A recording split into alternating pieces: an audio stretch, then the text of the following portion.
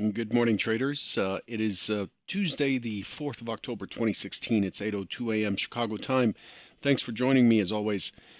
This is another Trader Bite early nourishment for your trading mind. Derivatives trading involves substantial risk of loss and is not suitable for all investors. Past performance is not necessarily indicative of future results. The key things to be aware of today: gold has fallen a fair amount, has dropped through the $1,300 mark, trading at 1293.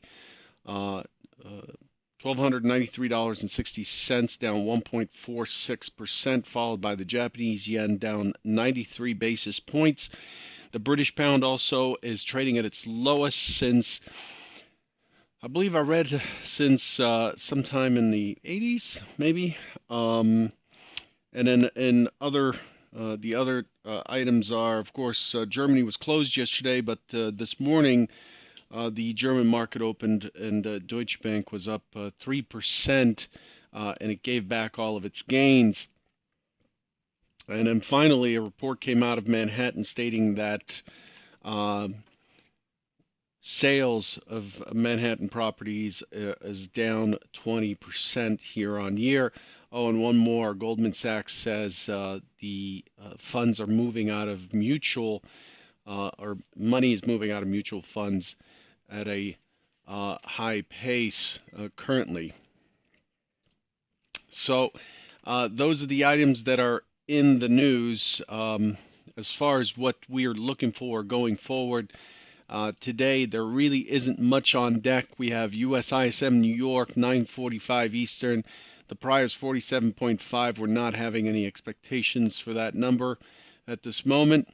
Fed Speaker Lacker has already started speaking about an hour ago, and we get BOE Speaker Saunders at 11 Eastern. There's nothing else on the calendar. 4-week T-bill at 11:30 Eastern. That's it for today. So not much driving the market today, but historically, on a day of week basis, Tuesday is generally a wider ranging day, whereas yesterday we had a pretty tight range. Let's take a look at what we expected yesterday. Yesterday we had a gap down. We were looking to open at 2154, around 2154. The expectation is for a potential attempt up to 2158.59, but overall, the key idea of yesterday's trade was for a push down. We're looking for the market to revisit 46 and potentially 41 below, 41 being this high volume node down here. It didn't quite get there. We did push down. It looked like Hypo 1 was in play early. We did not get the push up though early on. So it was kind of an oddball, an odd trade. Yesterday was very choppy. Here's Hypo 2. Hypo 2 open auction. Test below the prior day's low right there. Gosh, I just cannot draw a straight line. There, wow, that's a pretty good straight line there. Test below the prior day's low, find buyers, and then have a corrective move, and then push up first to the point of control at 2160, 2160.75 or so, 2160.50, then push through to the 2165 area, and then ultimately hit 2170 and a quarter if buyers step in. Sellers had come in pretty strong on Friday, so I put that as a secondary hypothesis. Here's what actually happened. Just train tracks, a big zipper for the day. Not much to glean from yesterday's trading, except that we had a very, very Gaussian, very balanced profile. Look at how almost perfectly made histogram this is. This looks like something out of a statistics book.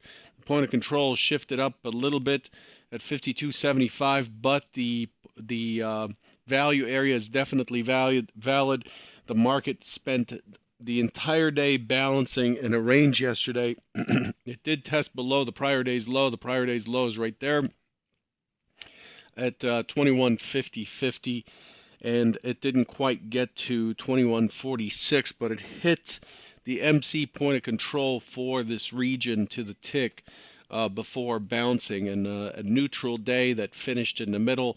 We're currently trading right in right in the value area and range. So the market is essentially in the same spot as it was yesterday. Nothing new to price in. It did push the overnight high a little bit, and the overnight low is a little higher, but overall, the market is still uh, not finding either side being aggressive. So here's what we have: the Asian session going pretty much completely sideways, and then Europe comes in strong.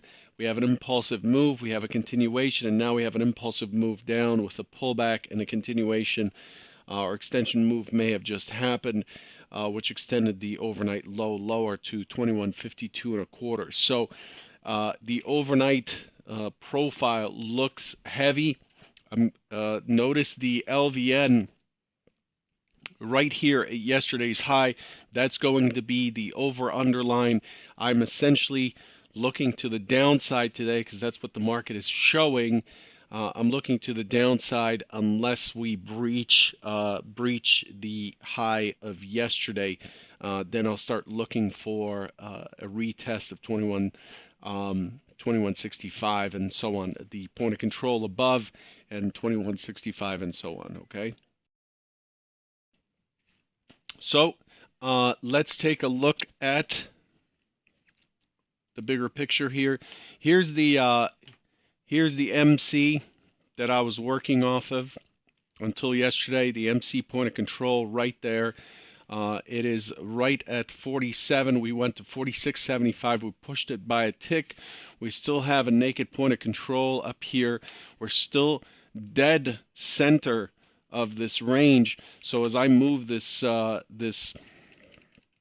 microcomposite forward, you see that the point of control shifts up right here, right in the trade from yesterday, the morning trade from yesterday, and it sits up here in this former high volume node zone, and we are smack dab in the middle of that. This is where we're trading right now. The MC point of control is at 52.75.